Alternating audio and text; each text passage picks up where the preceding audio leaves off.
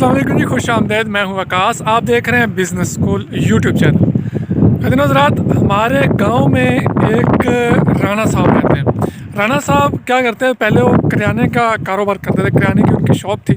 उसके बाद उनको उनका कोई दोस्त ज़मींदारी की तरफ ले आया, मतलब खेती बाड़ी काश्तकारी। मेरे पीछे आप ज़मीनें देख रहे हैं, ठीक है। तो उनका कोई दोस्त उन्हें इस तरफ ले आया, उन्होंने काम किया, काफ़ी अर्सा ज़मींदारी की।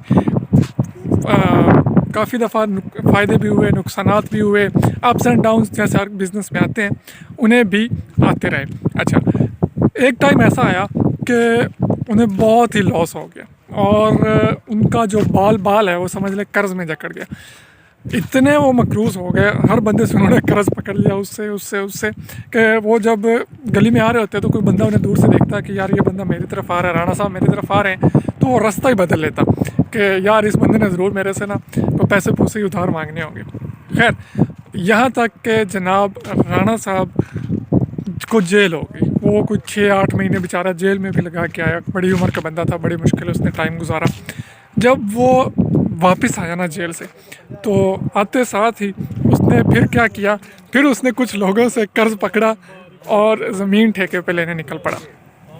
अब जो बहुत सारे उसके जानने वाले थे या गांव के जो मुअज़्ज़ज़ लोग थे, वो उसके पास गए। उन्होंने उसे कहा कि यार राणा साहब, अभी आप 6-8 महीने जेल में भी लगा के आए हैं, अभी फिर आपने कर्ज़ पकड़ के फिर उसी ज़िम्मेदारी की तरफ निकल पड़े, आपको पहले भी इससे इतना लॉस हुआ है, तो आप मेहरबानी करें, हम आपको ये मशवरा देते हैं कि आप जो है ना ज़िम्मेदारी को छोड़ दें, आपकी मेहरबानी, हम आपके हमदर्द हैं। आप अपने करियाने की दुकान बना लें जिस तरह पहले चलाते थे, आपका एक्सपीरियंस भी है, और उस काम को चलाएँ।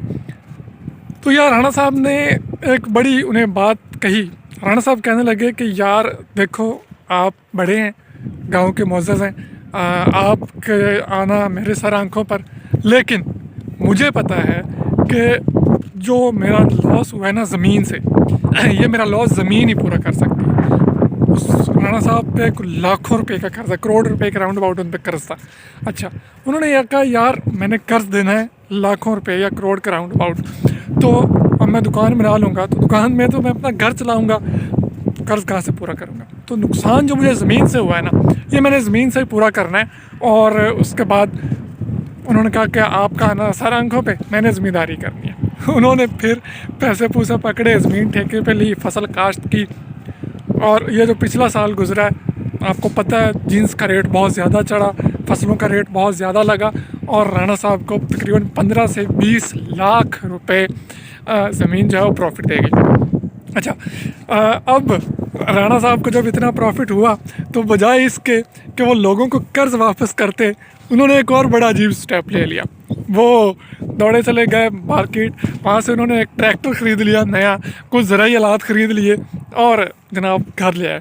जब उनका ट्रैक्टर घर आया और ज़राई आलात घर आए, तो फिर उनके जो कर्ज़दार थे, जिन्होंने कर्ज़ लेना था उनसे, सॉरी, और बाकी जो गांव के देहात के इधर उधर के लोग थे, राणा साहब के जानने वाले दोस्त अहबाब, वो फिर राणा साहब के पास आ गए। उनका राणा साहब, ये आपने क्या किया यार, आपके सर पे इतना कर्ज़ है और आपने वो कर्ज़ उतारने के बजाय आप ट्रैक्टर ले आए और हल करा ले आए, ये क्या तरीक़ाकार हुआ।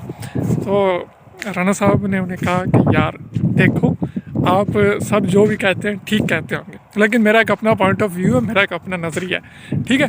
मैं अपना काम कर रहा हूँ, अपने पैसों से कर रहा हूँ, आपको क्या तकलीफ़ है। उन्होंने कहा कि यार आपने हमारे भी कर्ज़ देने हैं, इधर उधर के भी देने हैं, तो ये आपने क्या हरकत की है।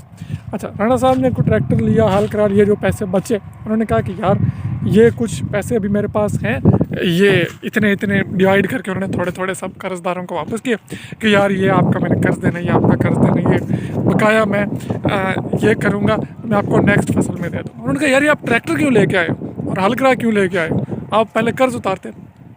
तो राणा साहब ने उन्हें कहा कि यार देखें, आप मेरे स्ट्रेटजी को नहीं समझते। मैं ट्रैक्टर लेके आया हूँ, हल करा लेके आया हूँ। इसका बेसिक मकसद ये है कि यार मैं अब ये फसल काश्त कर रहा हूँ, मुझे हल चलाने के लिए और दीगर जितने भी ज़राई काम है उसके लिए ट्रैक्टर तो चाहिए होता है, तो मुझे जनाब वो रेंट पे लेना पड़ता है, ठीक है, उसके मुझे पैसे पड़ते हैं। तो मैं अब अपना ट्रैक्टर ले लिया, अपने हल करा ले लिए, एक तो मेरा अपना ख़र्चा बचेगा, जो एक्स्ट्रा है ना वो रेंटों का, वो मेरा बच जाएगा।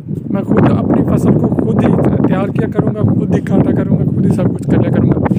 सेकंड उन्होंने कहा ये करूँगा मैं कि मैं अपना ये ट्रैक्टर जो है ये बाकी ज़मींदारों को रेंट पे दूंगा, जिस तरह मैं लेता था बाकी और ज़मींदार भी लेते हैं, तो उनको मैं रेंट पे दूंगा अपना ट्रैक्टर और बाकी ज़राइलात भी। तो उससे जो मेरी अपनी ज़मीनों पे ट्रैक्टर चलाने के जो तेल के अखराजात हैं कम अज़ कम वो वहाँ से निकलते रहेंगे।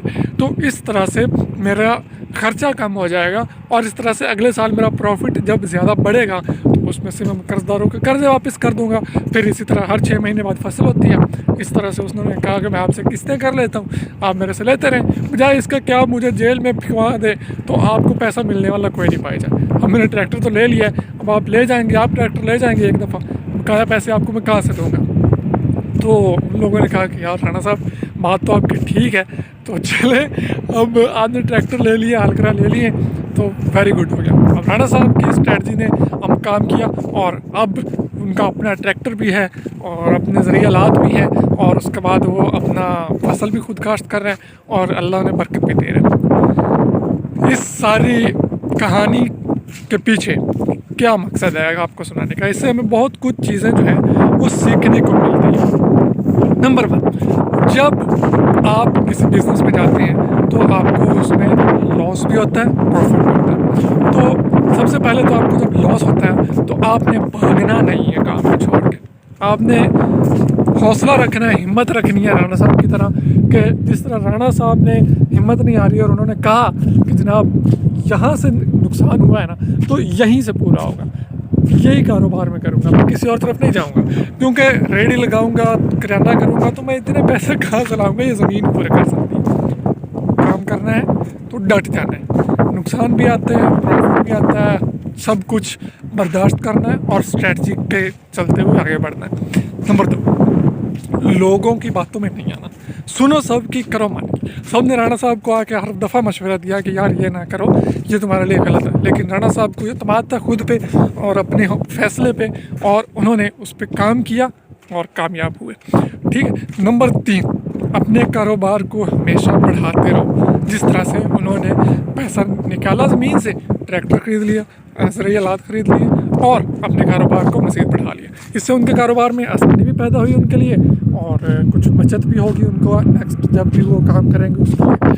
तो ये कुछ चीज़ें थी जो हमने राणा साहब से मैंने सीखी और मैंने सोचा कि आप लोगों को भी ये तमाम बातें समझा देनी चाहिए, बता देनी चाहिए। ये कहानी से आपने क्या कुछ सीखा, इसके अलावा आपने क्या सीखा कमेंट बॉक्स में ज़रूर बताइएगा। अल्लाह हाफ़िज़।